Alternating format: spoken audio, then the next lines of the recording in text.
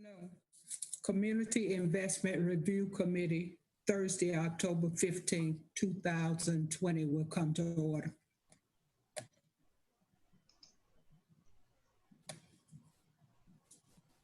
Virtual meeting statements. Okay, good afternoon. Due to the governor's orders, all members of the Community Investments Review Committee are participating virtually. For virtual meetings, committee members will be muted until asked to be heard. At that time, they will be recognized and will be unmuted.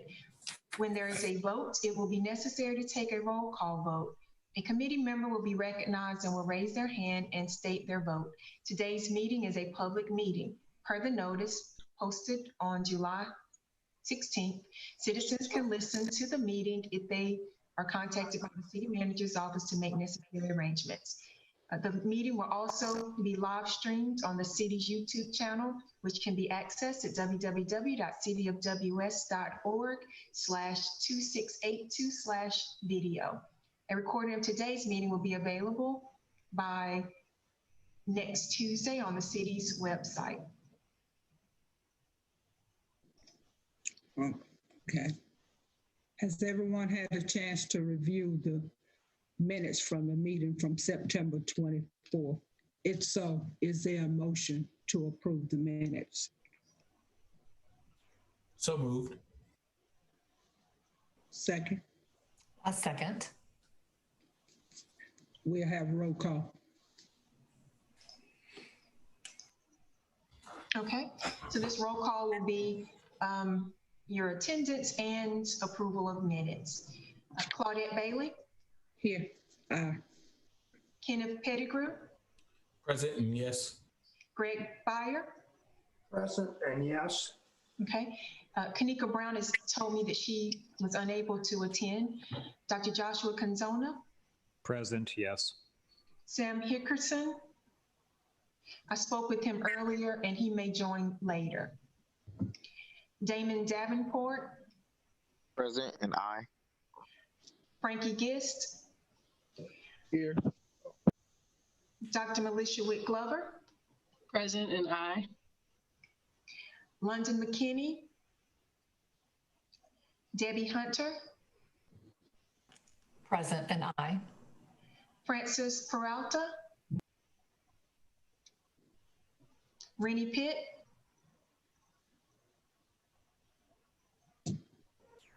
Excuse me, here and yes, Patrice. Okay, thank you. Gracia Santillan. Quamika Shavers. Present and aye. Charlene Simmons. Christy Robinson. Christy notified me she is under the weather and will not be able to attend. And Kiana Terry. Okay, that ends the roll call and approval of minutes. Thank you.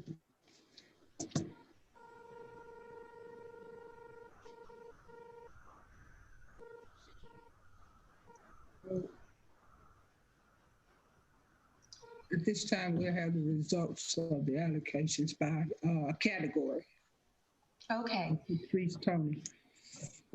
Thank you, Chair Bailey. And I just want to just start off by saying, once again, thank you. Thank you to each member. This has been an interesting process where you all had the charge to decide how to spend $1 million. I want to emphasize that this was and is a recommendation by this citizens committee that will then go to the city council for their review and potential approval in part, in whole, or they may have other recommendations, and that is fine. And so they do want to hear from a citizens committee. And so I know it's difficult when you have 18 people with such varying ideas on how to come up with these resources, but you all have done a tremendous job, and to even narrow it down to these 5 categories is commendable. So I just wanted to state that. And so essentially last meeting, you all voted to approve 5 categories. That was the a majority vote. And so those will be the 5 categories that will be moved on to City Council for review. The second piece, which we didn't have time to come to a conclusion at the last meeting, was how to allocate those resources. I do know in the initial survey that many of you put kind of your budget allocation desires. And since we took away some of the specific programs that did not score high and decided on categories, this second survey allowed for the specific areas and what you all chose to fund, to leading up to $1 million. So most of these were done, they were done by averages. I'll just let you know how I came up with the totals. So if there was 0, some people put 0 beside some of the categories, that would bring the category total down.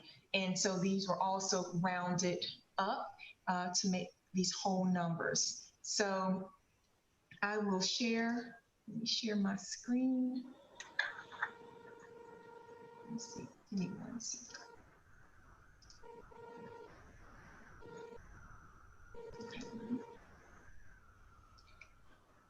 Okay, so collectively, this was the results rounded up. So we have grants for social justice, anti-poverty initiatives.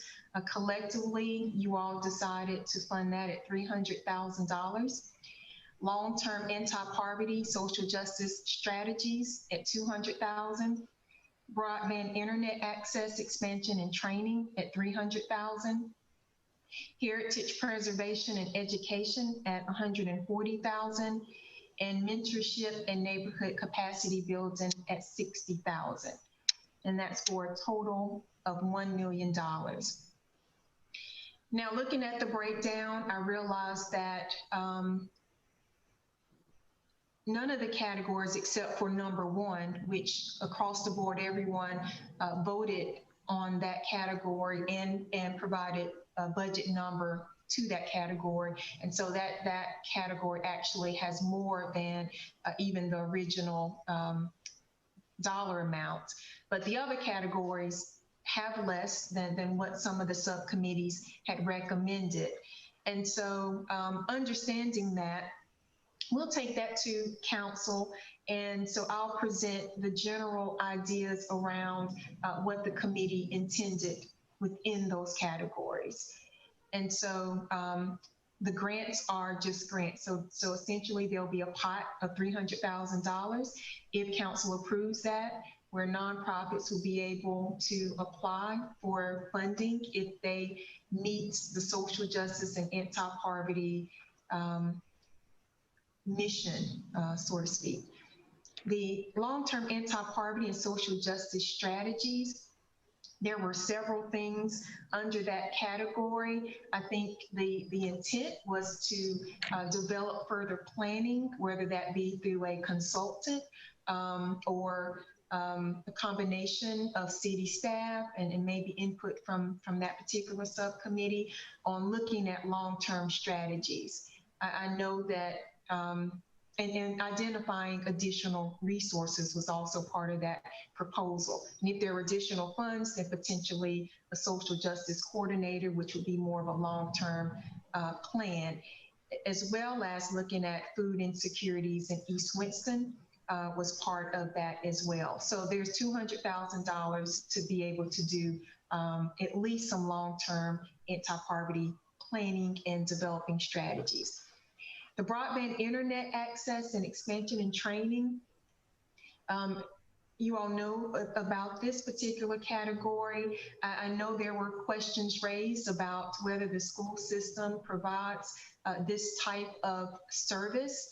I think that we heard from a few people to say that they thought the funding, at least around education, would potentially be temporary. And there were a number of hotspots that are in the community, but this would be more building off of infrastructure and targeting neighborhoods that don't have any internet access, which is different than Wi-Fi access. And so with the $300,000, this particular category would probably utilize city IS staff to look a little bit further and do some research and identify neighborhoods that have no access. And this would be more of a pilot type plan. And so if it's successful, then this idea could be duplicated with public-private partnership funding. Then we have the heritage preservation and education. Within that category, we had requests for support to the Heritage Museum, Triad Cultural Arts, which would have been, is planning to be located at the Winston-Salem Urban League.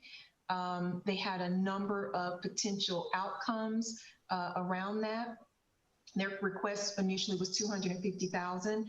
And so the second piece of that was potentially to build upon the city's historical markers program. So that was $40,000. I noticed that in some of the requests on the survey, several people put specifically $40,000, and I'm assuming that's intent for the markers. So if we pursue the markers, that's $40,000, and then the $100,000 would then potentially be either towards the museum or some other aspect that council may see fit. And then you have the fifth category, which is also grants to nonprofits who fall under the category of mentorship and neighborhood capacity building. And so that ranked the lowest, but the dollar amount is $60,000 collectively. And so this would be similar to number one, where agencies could apply unless there was some kind of identified agency that provided that specific service that council wanted to fund. But those are the categories, those are the dollar amounts, and it totals up to $1 million. Does anyone have any questions or comments about this breakdown? Yes, this is Greg Byer. My question is, in category one, how could it achieve more than the total recommended amount? Because people added more, because the goal was to total up to $1 million. And so say someone put 0 for number 4 and 5. So someone could have put $1 million to one project if they chose to. That wasn't what I read the instructions to be. Yes, it was just to total up to $1 million based on these categories. And so some people chose, not to say put any dollar amount in a couple of categories and put more resources to the other. That didn't happen in a large part, but it did happen. But I would say that was not according to the instructions as I understood them, and that seems out of bounds to me. Yeah, this is not the exact form that I sent, but in the instructions, it said you could put that 0 was acceptable. And just as long as it totaled to $1 million, that really was the instruction. Yeah, but the instructions didn't say you could put $1 million to markers, for example, when the request was only $40,000. Right, the requests and category descriptions with the original dollar amounts was for reference. So you had a sense of what the committees were asking for. But if you'd like to make a different recommendation or a different motion, feel free to do that. If there's a category. I would recommend that no proposal be funded above the requested amount. So that grants for social justice and anti-poverty initiatives would be limited to the $200,000, and the rest of the money would be allocated according to the other requests. It just was not, my understanding, and the instructions never said I could vote $1 million on one $40,000 item if I chose to. So I would suggest we limit the totals to no more than what was requested. Okay, that's fine. Do you want to make that in terms of a motion and then get a second and have some discussion around that? That would be my motion, yes. I would like to second that motion. Okay.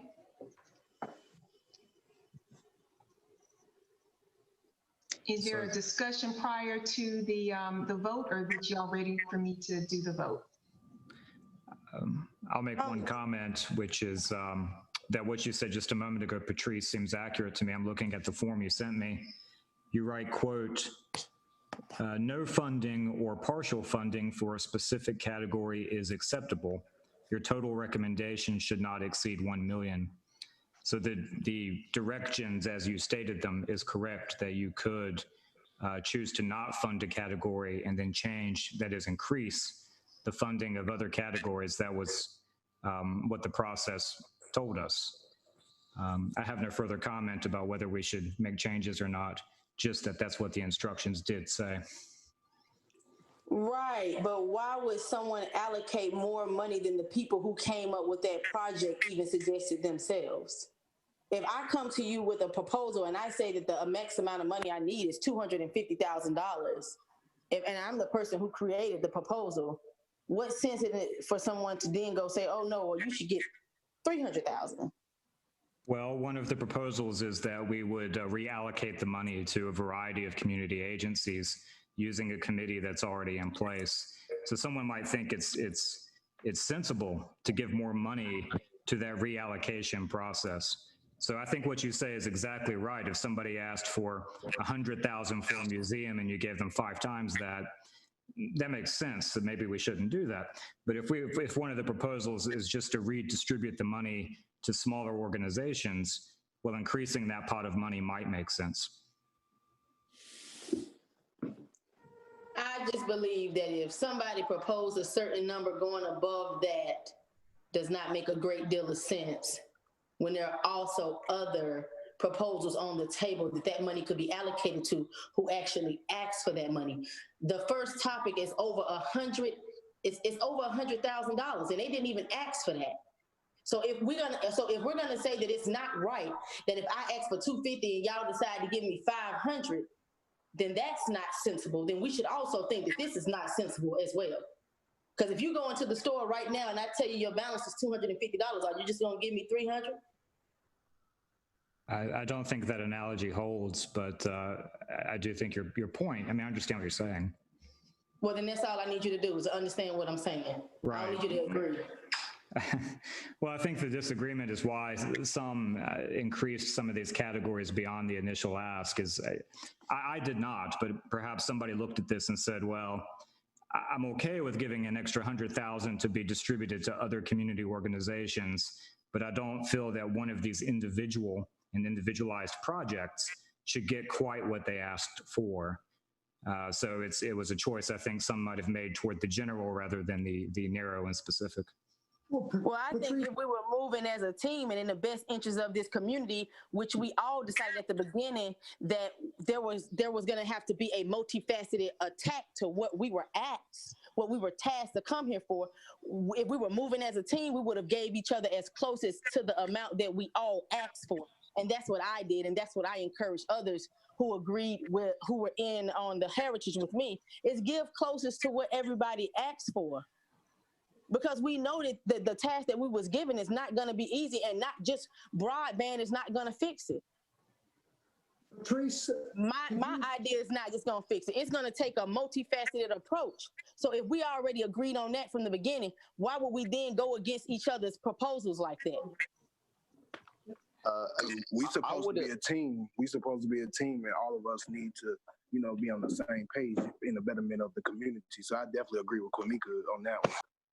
Yeah, I agree as well with the multifaceted approach. I think why the 100,000 more was given to the first one is because it goes out to because it's grants for social justice and anti-poverty. So that gives an opportunity for other organizations to weigh in with different ideas from what we even came up with. So I think that's where other individuals might have went to the funded 100,000 more, if you understand what I'm saying. Patrice, could you share with us not who voted, but how many people voted more than the requested amount? Was it just one person? Was it half of the committee? How many votes exceeded the amount requested? It's about 3. 3. So 3 of the teams of us decided to rifle shot their money to. Well, it might be more. I think it just varied depending on the category, actually. Keep in mind, these were closer to averages. So, I mean, this particular category is about 3 that gave it more, mainly because they may have scored 2 of the categories or 1 category at a 0 and still needed to make it total up to $1 million. So this was also looking at which categories a person valued. Because keep in mind, even based off the initial survey, everyone didn't support every category. I think we settled last meeting on keeping all 5 categories. And so I think, you know, there are categories that some members just did not necessarily want on the list per se. So their allocations reflect their priorities in terms of the categories. So without narrowing them down, say to the top 3, we left all 5 and then said, okay, how would you allocate $1 million among the 5 categories that we voted on? So there's some categories that people didn't like, and there's categories that that people wanted to focus on, and they had to total it to $1 million. So that's how that happened. Now, there is a motion. Oh, Ken?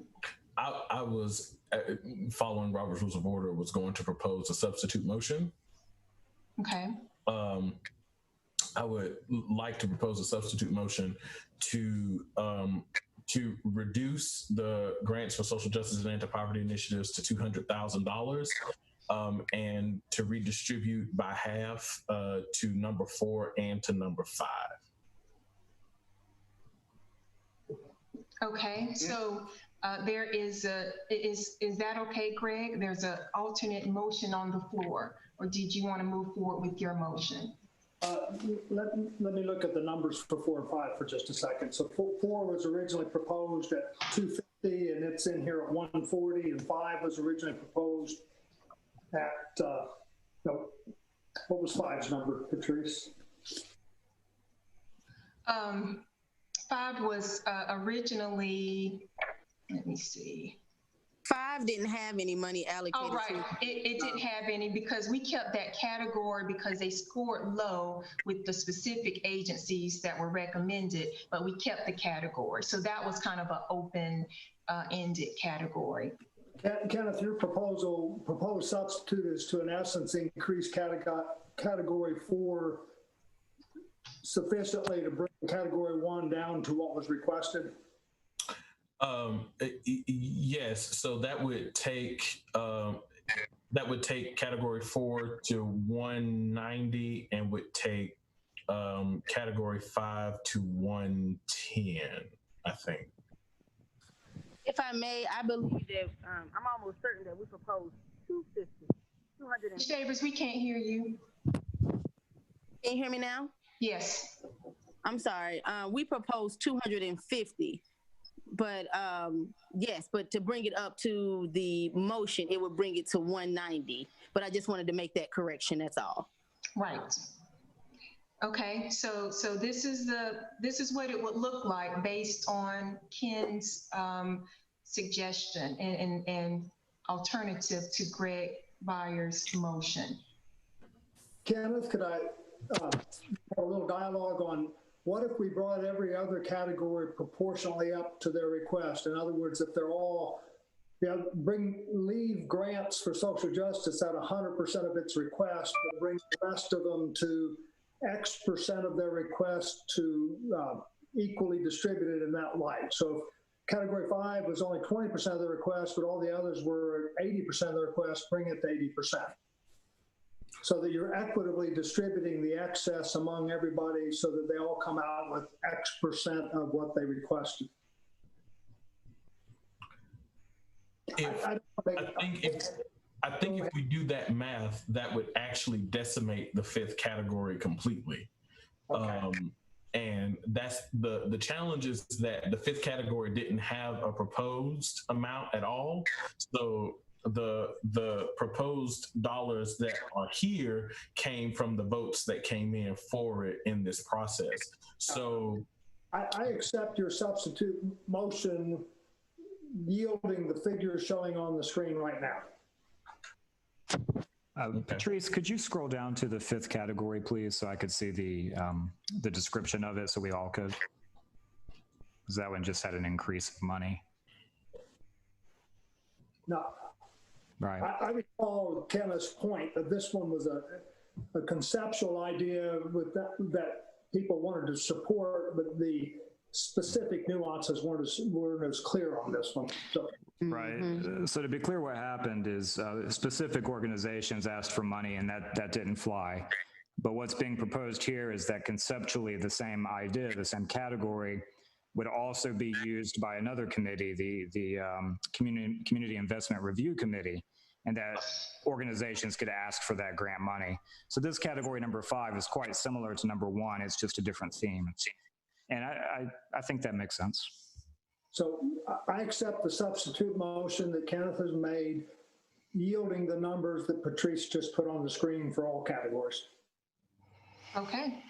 So there's a motion. Is there a second to the substitute motion? I second. Okay.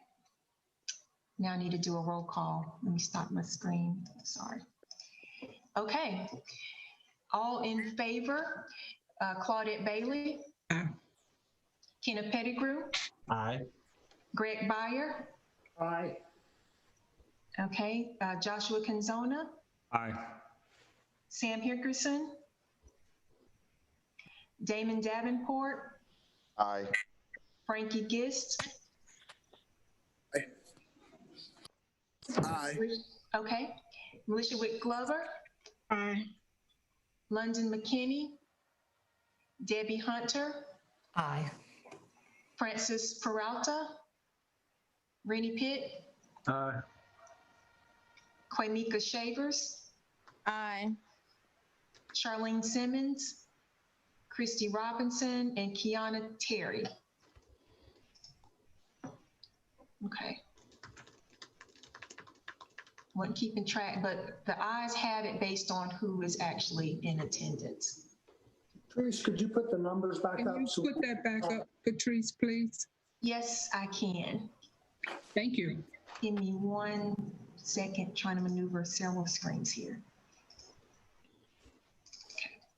Okay. All right. So this is what this committee is proposing. I will just note that 1 and 5 are very similar. So it's going to appear, to be a pot of money for grants. And so there'll be different things and different categories under that, but this is the proposal. So excellent job. I'm glad we were able to vote on this. And so without any other conversation around it, if Ken, you want to discuss the next steps? Certainly. All right. I'm sorry. May I say something? I didn't want to say it before we voted because I didn't want to prolong the vote. But please permit me to say this. I'm glad we're at the end stages. I'm glad that we're there. I'm glad we came to an agreement. But I do want to say that we must remember who we're doing this for. And I would just like to share this. I don't and have not agreed with the broadband, but I still voted to give a significant amount of money to it, because who am I to say that broadband will not be beneficial to many families in Forsyth County of need? And I hope going forth that we remember that this is not necessarily a competition among this committee, but that this is a fight for communities and individuals in this county that need us to make decisions that can be life-changing for families. And I just hope that will be remembered going forth with how we move with this. Thank you for those comments, Ms. Shavers. Well received. And as far as our next steps are concerned, I think they fall much in the vein of what we just heard. That we have now approved the categories which will go to council. The mayor and city council will review and vote on the 5 categories. And as we have discussed from the beginning, in part or in whole, on Tuesday, November 17th. If the city council does vote to approve the portion of the funding for grants, there are 2 options at play here. One, members of this committee who would like to participate in scoring applications that are received for some of this grant funding, and the review and be part of the review process, will be contacted at the end of November if you are interested. Or we can allow the Community Agency Allocation Committee to fully manage the review and scoring process with recommendations approved by council, and then have a final report sent to us. So those are the 2 options, that are before us. And Patrice, I do want to yield and say, did we want to have discussion about whether we wanted to take on that task or if we wanted to pass it on to the committee? Yes, that will be up to the committee.